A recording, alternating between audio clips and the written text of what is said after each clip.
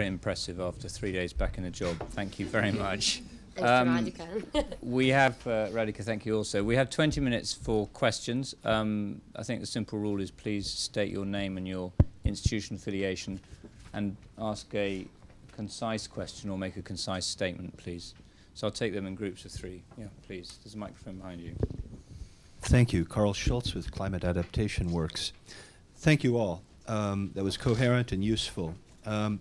But my question is about the adequacy and the appropriateness of these sorts of fund kind of top-down facilities will, of course, perhaps be delegated to smaller entities for adaptation. If we're looking at an A1 IPCC scenario, then the costs of adaptation are going to probably be greater than for low-carbon type things. Meanwhile, I don't see for the private sector clearly so many revenue streams on adaptation. And so how would you crack that nut? Sort of a big question. Okay, thank you, Carl. Over here. Thank you. I'm Jesse Griffiths from the Bretton Woods Project. I don't know if I'm the only person in the room who feels a great deal of discomfort about a lot of the way this discussion is taking place. I think there's a few elephants in the room. I've got 3 new ones and one that's already been mentioned. The first is about foreign direct investment and a sort of implicit assumption that it's always a good idea to have more money. And we all know that, of course, it's actually quite important to manage for developing countries foreign direct investment because it has quite significant macroeconomic impacts, not least on exchange rates, for example. Second is about the need for public finance, which has been recognised in addition to private finance. But do the panel agree with it? Isn't it a bit meaningless for governments to meet and commit to 100 billion public plus private finance?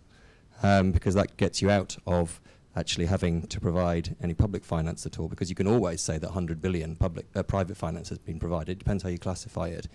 So maybe that's why they did it, who knows. Third, the issue of leverage, which I think Willem mentioned, is very important, because it is a significant danger that actually it's not public finance leveraging private finance, but the other way around, if you can't demonstrate that additionality. And I don't think there's really anyone can convince me that the work has been done to actually show that that leverage is definitely happening, and yet it's thrown around the figures are thrown around as if it has been proved. And fourthly, who's driving all of this? I mean, I haven't heard any talk about what about the impacted people in developing countries, what about the governments there? I think there's a lot of assumptions about we must deliver on this agenda. It's from a global level, but what about all of these investments will have very significant local impacts, and how do we engage with the people who are impacted? That's a big set of questions there, Jesse. Tom, one more to complement that lot, maybe. Okay. 2 very quick ones then.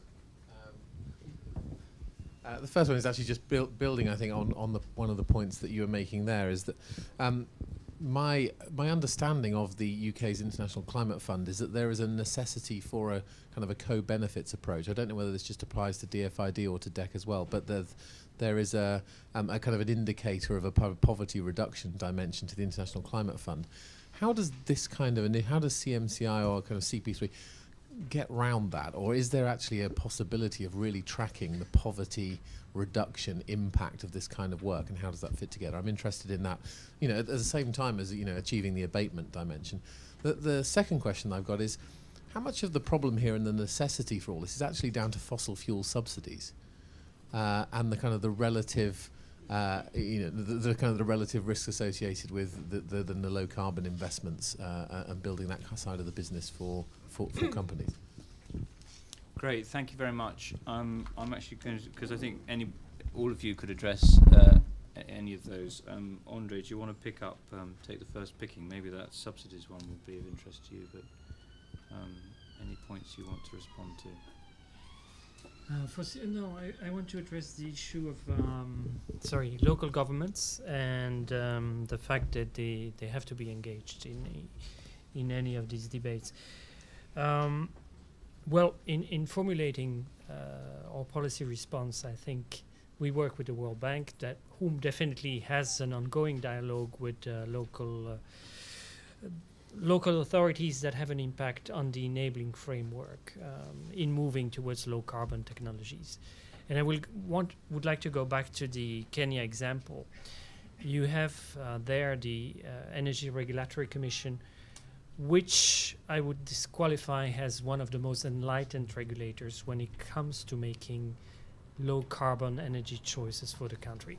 Well, the economics of the country are particular, of course, because they have no fossil fuels. But the vision in projecting the country's growth through the years to come, to the 20 years, not relying either on nuclear or on the importation of fossil fuel is quite remarkable. So they provide a lot of incentives for the private sector, in particular through feed-in tariffs, through renewables, that make it more attractive for individual or small-scale producers to go into this field and be providers of off-grid or on-grid solutions that could provide additional power to the local lighting company. And they do that in a matter also that is light touch, advanced touch in terms of setting the policy framework, but light touch in terms of providing government guarantees or an implicit guarantee if the local power monopoly is the off-taker of these additional energy production. There's still more things to work on, but I think in a number of countries, the World Bank and others have facilitated the growth of an intelligent debate when it comes to providing alternative energy sources or having a vision for a low-carbon switch, basically. Kira, do you want to pick up on the adaptation challenge, Carl? Yes, I think it's a very good question, and I think whenever it comes to adaptation and private sector, it's a kind of no one really knows how to approach it, and DFID actually is just starting some work on it, and we had done a little bit of work on it in the paper that Nick Stern spearheaded on the leverage of private finance, but I think it's much less advanced than the mitigation side of things. I think what we've come to understand in working with the private sector is that they don't really understand what we talk about when we say adaptation, because they don't view investments as mitigation investments or adaptation investments. They just view them as infrastructure investments. And I think in the context of CP3, for example, we're not yet at the stage where we're designing the actual investment strategy for the fund, where you would be actually saying, you know, these are the regions we want the fund to invest in, these are the sectors. But I think the intention is that if, for example, imagine you have a low carbon infrastructure fund as one of the funds that invests in Asian countries, so say Bangladesh, Vietnam, etc., the green infrastructure investments that the fund would support would in themselves help our adaptation objectives, if you see what I mean. So, you know, I don't know if you had I'm not really sure what a good example would be, but buildings, for example, would be both, you know, adapted to the climate impacts, but also green, etc. So I think that the plan is that we would mainstream the adaptation objectives into the fund's investment objectives, but that's really just the CP3 fund. And I think this thinking is very much ongoing and has intensified a lot since the clarity on the financing side, but still needs to be done much further. And I think for me as a private sector advisor, it's extremely encouraging to know that for this government, working with the private sector comes very much to the top of the agenda, because I think it will enable us to invest in this side of things, especially in adaptation, much more than it has been done today. As the DFID representative, do you want to just add a comment on Tom's co-benefits? Because I think we've heard the adaptation and mitigation perspectives coming together there, but what about the poverty co-benefits? Yes, poverty co-benefits, again, in CP3, that it's always been supposed to be a because it's a DFID, obviously, initiative, supposed to have that element. We're working with DEC on this, so it's almost like the two agendas of the two departments coming together with us, ensuring that when we do come to the investment strategy, we mainstream the poverty outcomes, and DEC obviously ensuring that the carbon outcomes come into it. The more generic question of how do you proof all our climate investments that they also would have poverty alleviation implications. That's something that is now being worked up as part of the ICF and of all the kind of criteria that ICF would use. I would imagine, although don't quote me on that because I've only been back for 3 days, and I'm sure Tamsin will have something to add to it. Okay, William, the FDI question. Do you want to comment on that? Yeah, there are a number of points that I'd like to comment on, but I think the composition of flows. I mean, I agree, of course, that the definition of the 100 billion hasn't been agreed as much. The number has been agreed, but the definition hasn't necessarily been agreed, and I've written on that on a blog. But I mean, I don't think we can simply say that one type of flow is better than another. So that foreign direct investment is always worse than aid. I don't think you can even say that. And foreign direct investment might be very important, but of course it depends on how you deal with the flows and so on. But at least provides you with opportunities. And even within aid flows, you can think about loans and grants. And if you tell somebody, so you have 25 million. Or do you want to have a loan or a grant? They might say, well, first of all, we would have a grant. But if you say, would you rather have a 25 million grant or a 100 million loan with a 25 million grant element to it, then maybe they might say, well, actually, we need an upfront loan of 100 million with a 25 million grant element in it. And I think there is, it depends a bit on the project, it depends on what is needed, what is the gap, and so on. There are a number of other issues. If I may just pick on one of them, perhaps. Two. One is the If I may. one is the additionality point, and I think we are beginning now to look at that, and that's the research that I pointed at, and that what we're doing here at Overseas Development Institute is looking at particularly at that element. And I think so far a lot of evidence has been building up at the micro level, but we need to look at it also at the macro level to see, well, actually has it been additional? And I think it's a very important point. The final point was about Tom's point about, which is also a good one, about isn't it because of fossil fuel subsidies and actually we need to we also need to internalize the externalities of the environmental externalities. I think there are three types of market failures here that we need to think about. So the first one was about the sunk costs that I mentioned, and there's the whole literature on that, on investment under uncertainty, and that is basically the key market failure that the DeFi's are addressing. But there are two other ones in relation to climate finance, which is, one is about the market failures inherent in technological adoption. So the private investors can't appropriate the full benefits of the adoption of new technology because that generates information to other investors as well. So that's a market failure that needs to be addressed. And the third one is the environmental related market failure. And perhaps DFIs shouldn't only look at the first market failure, but also the two others, and address those as well. Thank you, Tamsin. Your co-panelists have swept up most of the questions. What do you want to add? I suppose maybe if I just come back on a couple of points, maybe firstly just on the 100 billion point. I mean, I think as Dr. Lim said, it's very much you actually need a mix of finance, and the commitment to the $100 billion made both in Copenhagen and then reaffirmed in Cancun was very much in good faith around it really will be a mix, in terms of both the public and private. It's going to be an ongoing discussion, I'd have thought, within the negotiations in terms of what that balance will be. But in a way, maybe one of the things we should be focusing on, the AGF was focused very much about how you raise that finance. When you move on to the question of how you spend that finance, and in terms of how do you deliver the maximum results with the resources that are made available, that's where you start to get into the question around how to use that public finance in the most effective way to deliver the maximum amount of results. And within that, when you start to think about the different types of things that we do need to be investing in, you're going to need a different range of finance within that. So ranging from, on some elements within adaptation, it's going to be on a grant basis. On other areas, when you're looking at some of the infrastructure side, you may be looking at another form of financing that's going to be required. Likewise on the low carbon and the forestry agenda.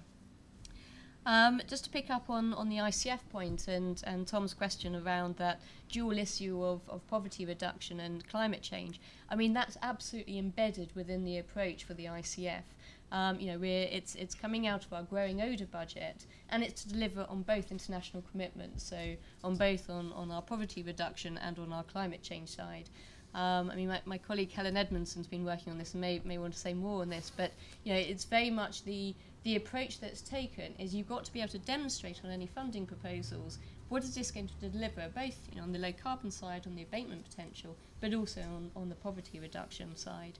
I mean, if I think about this in the context of the CMCI, I mean, ultimately this is about how can you help governments in delivering on their low carbon growth strategies, and it's working out again how do you do that in the most effective way to get the biggest bang for your buck. I think the last thing I just wanted to pick up on was this question around kind of the role of FDI within this. And just to flag, as I was saying before, you know, it is going to be a combination of both. And I think as we move forward, we need to ensure we aren't just looking on the international side and looking, you know, there's potentially huge volumes of private capital in developing countries, and how do you help governments to mobilise that so that it can be invested in their own countries in these low carbon investments where you can also earn huge returns from that as well. But equally there's a role for the international finance in here in terms of helping to invest in some of these things. So I don't think it's a case of either or, but a combination of both. Okay, great. I think we've got time for last few questions. We've got one question online from Tom Wallace, who is asking, picking up on Andre's slides, around factors that limit leverage in sub-Saharan Africa. We'll come back to you on that, Andre, in a minute. We've got a question here. Elliot Whittington from the Prince of Wales's Corporate Leaders Group on climate change. I just had a question, I suppose, we're talking about elephants in the room. Sorry. Talking about elephants in the room, I had a question about something that is the first section of Jessica's paper in terms of the role of strong policies, and we heard mention of regulatory risk, host country conditions, enabling environments. So it was mentioned, but we keep on saying it's important. We haven't even really got it right in Europe with sort of things like the U-turns around the feed-in tariffs in Spain or failure to implement biofuels in Germany. I just wanted to kind of put the question to each of you. I mean, what do you think within this can be done to help move that bit of the piece of the puzzle forward, as it's a pretty crucial piece of the puzzle? Thank you.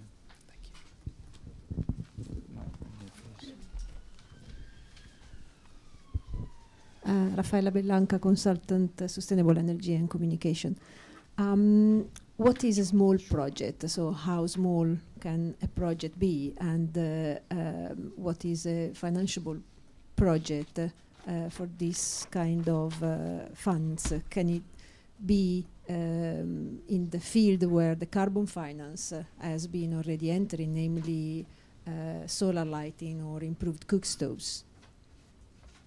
Okay, thank you. Last question here. I think we'll really short, please. Yeah, Alexander Fröde, German International Corporation. So my question is also a bit about the relation to other donors. We are intensifying our engagement both on technical assistance to climate finance and on financial contribution. How do you plan to join forces with either of the two?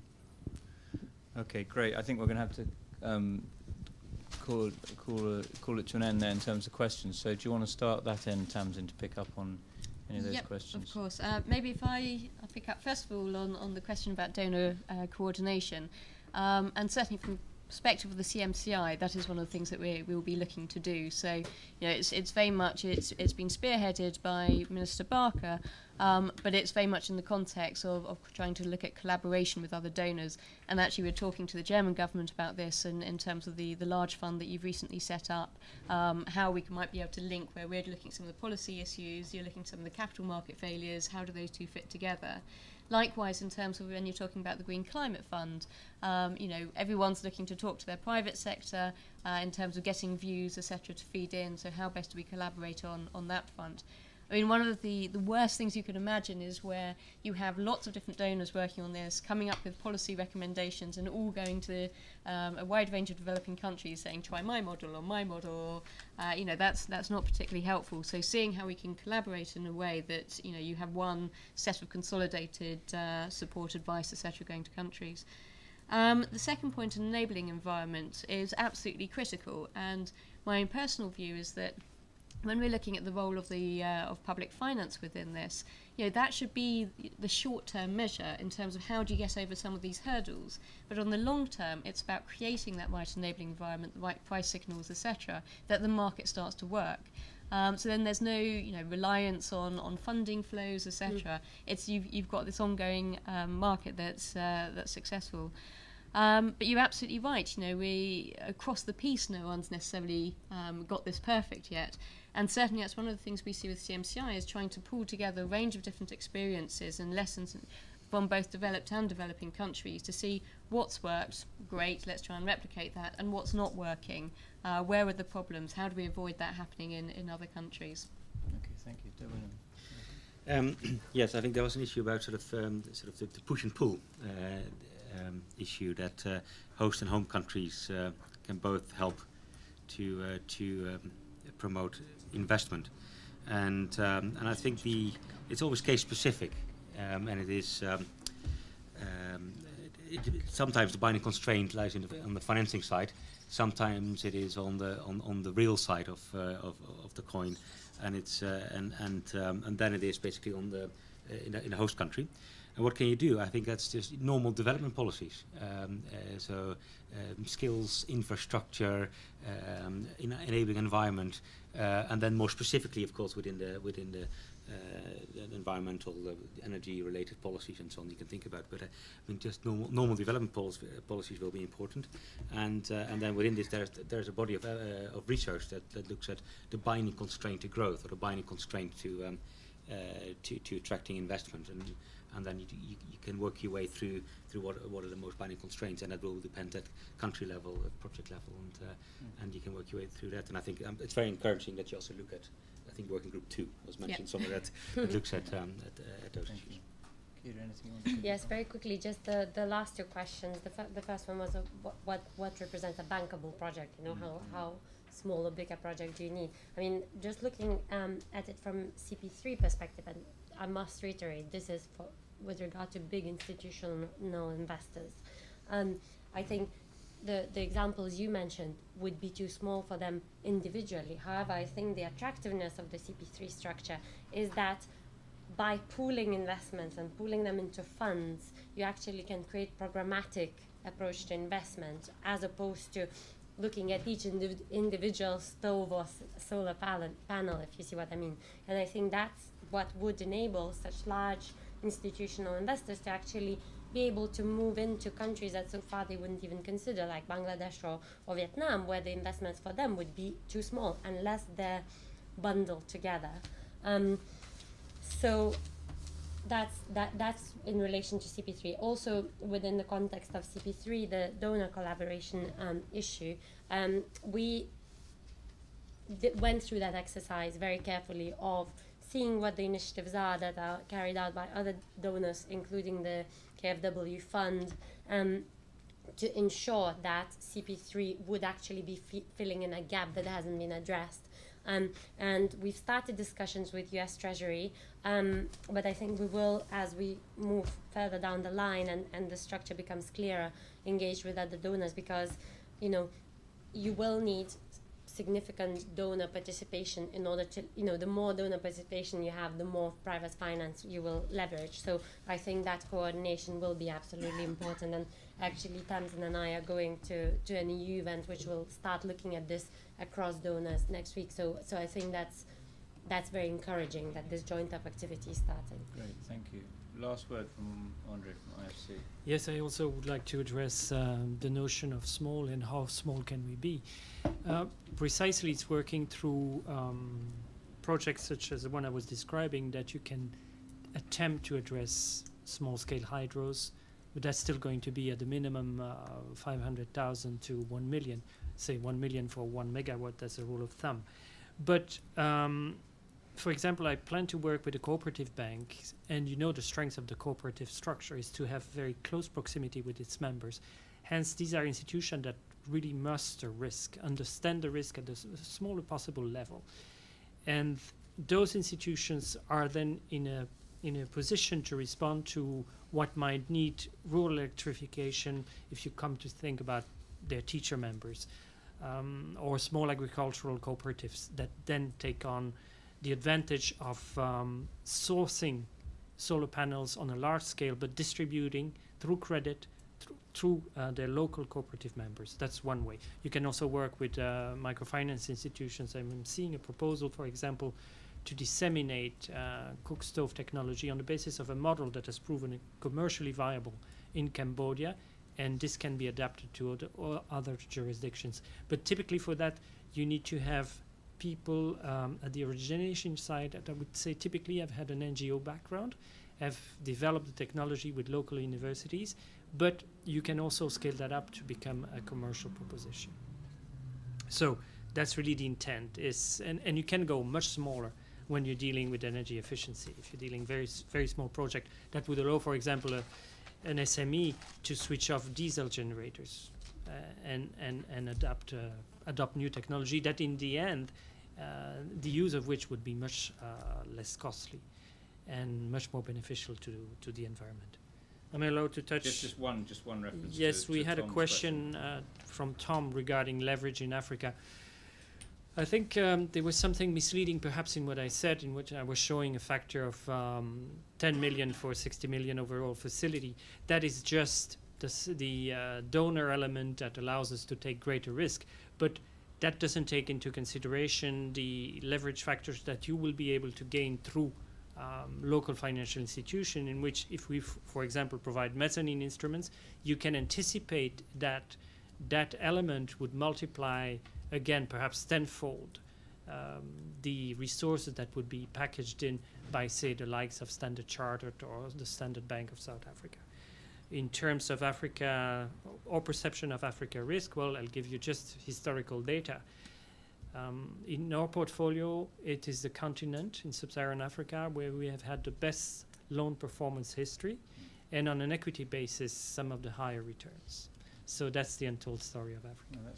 And the Chinese are understanding. Okay, well, look, thank you very much. We've run over for a few minutes. I just want to say it's been an engaging session, and that's great. We've heard about some old issues like scale and finance, which have been with us working in development for a long time. There are new challenges around climate.